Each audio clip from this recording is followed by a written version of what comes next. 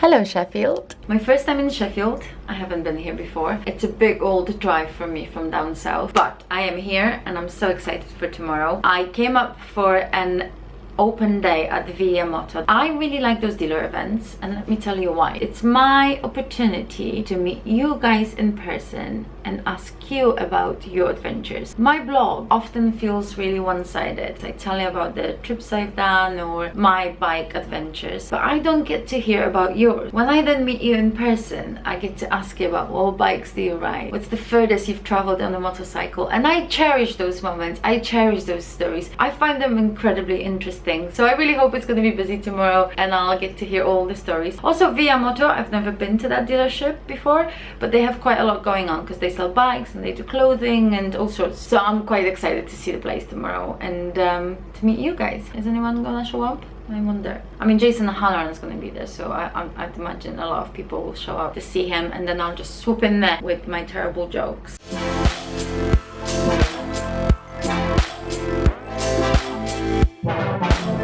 We have a BSB celebrity here working in this dealership in the sales department and the workshop. Yeah. That's right, yeah. Can you imagine you can actually buy a motorcycle from a BSB rider? How much of your day do you spend talking to people who just come to chat to you and go, oh my gosh, you race BSB? Saturday I'm covering the front desk. That's probably my favourite day because I love just talking to people. So yeah, Saturday is the day to come. Yes, Saturday is definitely the day to come. You don't drink. I've seen you eating chicken and a salad. Yeah. And you go to the gym. So is this all lifestyle choices, or is it getting better to race better? It started out being just purely and simply for racing, and then I started to enjoy it and I liked the way that I looked, and then I've just taken it to like a new extreme. It's just like another hobby for me, really. Okay. But you see the benefits of it in racing. Yeah, definitely. I find that my riding has changed a fair bit. I can think about a lot more things because I'm not worried about my breathing halfway into a race distance. It does help me, yeah. It is known that the fatigue affects your focus. Yeah. If your body is sharp, your brain will remain sharp as well. Yeah. That helps. Yeah, I can definitely tell. They never used to even care about what they had. They had beers and burgers, and off-season was just all about just enjoying life. And more people now get healthy, get focused on their fitness. Yeah, I mean, I think it's probably the generation that we're living in at the minute. If you look at like the Barry Sheen, he drilled a hole in his helmet so he could have a cigarette. But now you look at your Marc Marquez's and anybody in club racing, really, they all take it really seriously, which is good, but you don't need fitness to be able to be fast on a bike. That's the other thing. Yes, that's true, but it helps. But it does help. I don't think he trains. If he did everything that you do you think it would change? I'd be interested to find out. This is, I would like to find out, because I know how much of a difference it has made for me, but I think if you've got natural talent, you've got natural talent. So often you get someone who's talented, and then you also often get them competing against people who put a lot of hard work in. But every so often someone pops out who's talented and puts the work in. And that's when magic happens. It is, absolutely. I think it's a massive contributing factor. Yeah, the question that I probably get asked the most, but is it actually that hard work to ride a bike? Unless you've ridden on the track, you'll never understand. And there's no point even... The physical fatigue that comes with it. Yeah. I can only imagine how tired you come back after a race. In British Superbikes, the last couple of years, they introduced the 100-mile race for the Superstock 1000. I have never experienced anything like that. That is the hardest thing I've done. I'm fascinated by endurance racing. I cannot imagine doing that for 24 hours. Yeah. Joe is going to give us a little tour of the dealership. It's quite big, isn't it? It is. Yeah, it's a decent size. We've got bikes, we've got clothing, and we've got the workshop area. Yeah. It's a little bit messy. So can you see the workshop? You can, but it's messy. Okay, we'll try. Quite a lot of stuff here. Rocca there. Schuberth. Quite a bit of ladies stuff. Leathers. Textiles. We've got Oxford products down there. You have your own brand as well. This is a soft shell, but with armor, isn't it? So it looks like a normal jacket, but it's actually a bike jacket. A riding jacket. It comes with a back protector as well, yeah. It does, yeah. So you've got the heavy duty one there. Oh, I like this. This is very cool. I love this. What's your favorite bit here? So my favorite bit is the bit that I love to work on the most, which is the Piaggio section. So here you've got the Tuonos, all down here.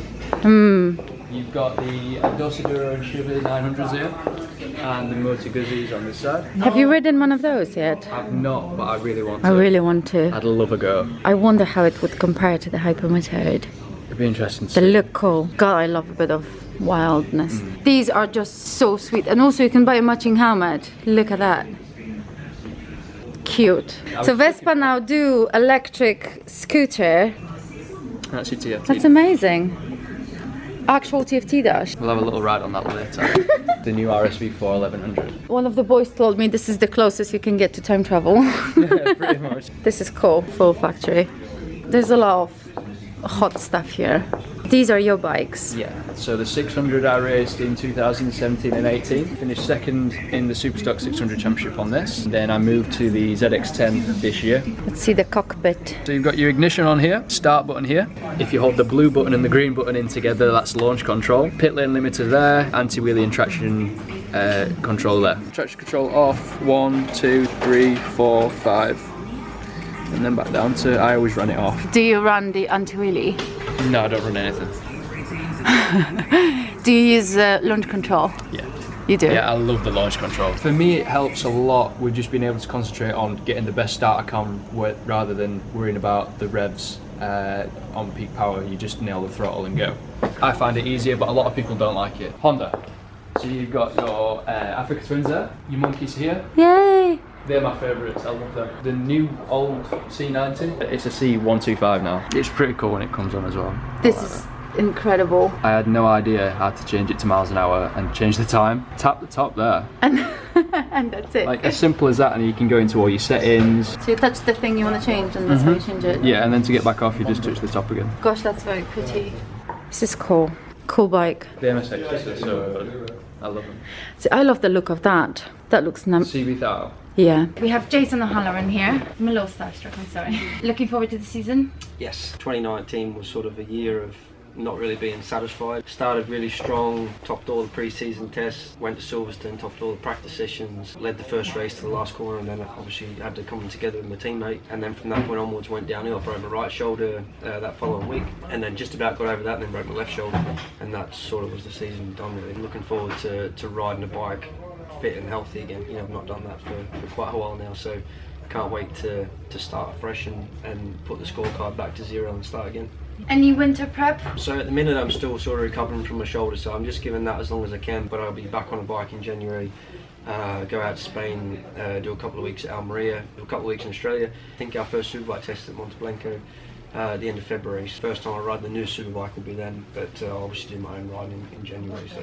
Isn't there any rule at BSB with the winter testing? Yeah, so I think there's a testing ban until maybe the first day of test, which is 26th of Feb. You know, you can ride something else. All their bikes? Yeah, so it won't, Okay. the bike I ride won't be a superbike, Okay. just a standard bike. What's your favourite UK round? Favourite UK round would be probably Cadwell, purely because I live close to Cadwell.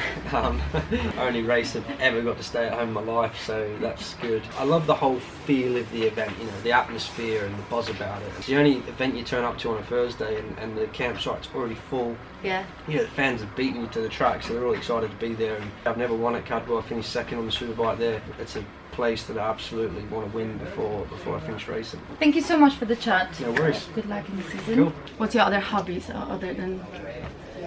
Just going to the gym really. Is that for fun or is that commitment to racing? A bit of both. Yeah? I like it. This is changing now a lot. Years ago no one would even think about the diet or the gym, and now more and more people are getting into it. Some of them are doing like a proper off-season stuff where they focus. Some of them are still like, no, I was eating donuts all winter. Go on. How old are you now? 19. 19. And you're yet another racer, one of the fastest boys in the country who doesn't have a road license. Any plans to get a road license ever? Oh no, my dad won't let me, it's too dangerous. My dad always used to say that. He wasn't very keen, he did think it was dangerous. Road is dangerous. Yeah, don't have the marshals and medics. Exactly. Nothing to hit on the track. Yeah. Marshals right there, medics right there. Yeah, I quite agree.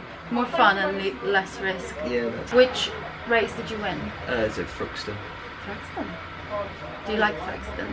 Yeah, I love The Thruxton. fastest circuit. Yeah, that's it. Okay. That's why you like it? Yeah, I like going fast. I was just asking Jason, he says that it's quite a tactical game racing Thruxton because it chews up the tires, doesn't it? Yeah. Because people always get so upset when they see the tire wear photos from Thruxton, Yeah. don't they? Because the tires just disintegrate. Burning question. How Okay. excited are we for the new Fireblade? Very excited. It's massive for Honda. It's what everyone's kind of been anticipating and Yeah. kind of talking about, and there was a few sneak peeks, but no one knew whether it was going to be an updated bike or all new.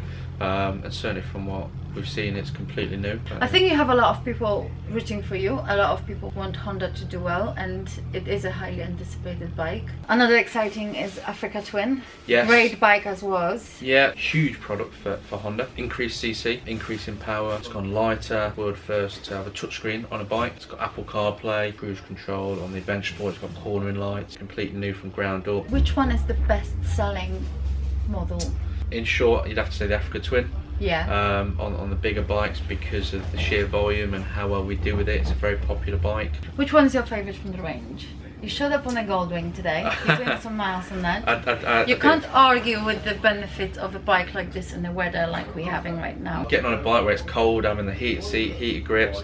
The Apple CarPlay, the Goldwing is a mile crunch and it's great, but I'm more at home on an adventure bike, and I like the Africa Twin. It's more my comfort zone. We have Brian here, the best customer of Via Moto. You have purchased 17 motorcycles. Yeah, bikes and scooters. Over how many years? 4 years, 17 motorcycles.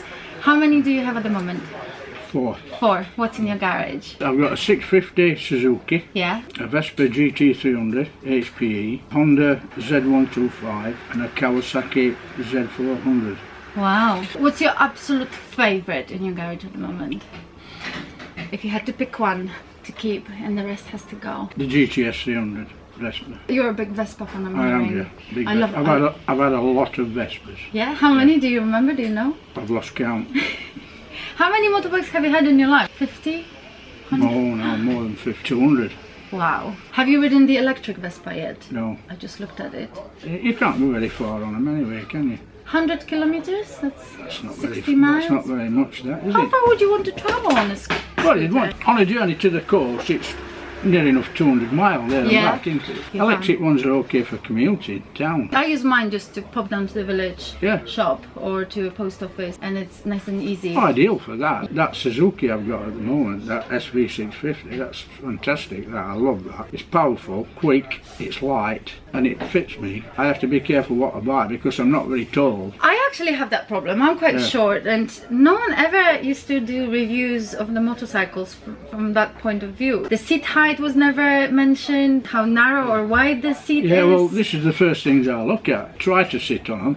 If I can't sit on them, I don't buy them. I used to consider it a deal breaker if the bike was too tall for me and I Yeah. wasn't comfortable with the height of it. That's right, I yeah. must say I'm now a proud owner of a Hypermotard, which is Yeah. 89 centimeter seat height. So when I'm sat on it, I'm probably this far from touching the floor. I've learned how to manage that now, and I'm Yeah. okay. But when I first started, seat height was the number one concern for me. You can't get your feet down, you're vulnerable, aren't you? Yeah, I'm more likely to drop it, yeah. Get a slight camera in the road, you put your foot down and there's nothing there. I quite And if agree. it's a heavy bike, you can't hold it. Absolutely. You go in and that's it, you've had it. How top Yeah. heavy or bottom heavy it is, because if it's top heavy, then that makes it more difficult. Exactly, and the thing with seats, if you're a 30-inch inside leg and you're on a white seat, you finish up being a 27 leg. I quite agree. Thank you so much, I really appreciate You're welcome. this. Fantastic day yesterday in Sheffield. What a great bunch of guys they are. Great customers too. I spent quite a lot of time chatting to them. And to those of you who showed up, thank you for popping in and saying hello. It's always such a pleasure to meet you in person. I didn't get to film quite as much as I had hoped because it did get quite busy throughout the day. But I did spend the whole day there. And I must say I'm really impressed with that dealership, to the point where I may be contemplating buying something from them. I don't have any Aprilia dealers anywhere near me. I've had an Aprilia on the radar for quite some time, so I thought it wouldn't be so bad to have these guys look after me and my motorcycle. So there might be something happening this spring. Will be very cool if it works out. A little addition to my garage. Via Moto in Sheffield. Definitely recommend. They're good people. Go check them out. Thank you so much for watching, and I'll see you in the next one. Mwah!